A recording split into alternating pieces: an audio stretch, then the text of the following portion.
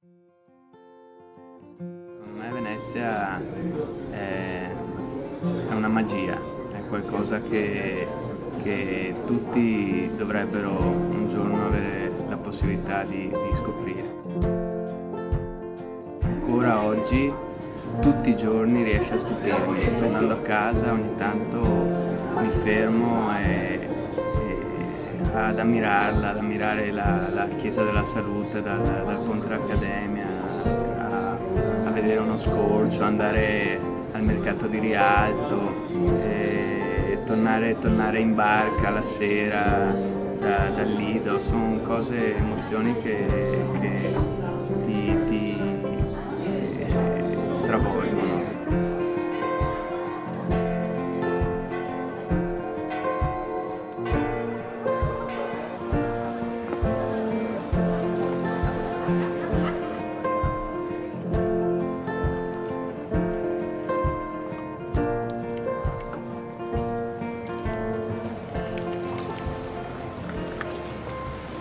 E quello che piacerebbe anche a me sarebbe per una volta vedere Venezia con gli occhi di chi la vede la prima volta.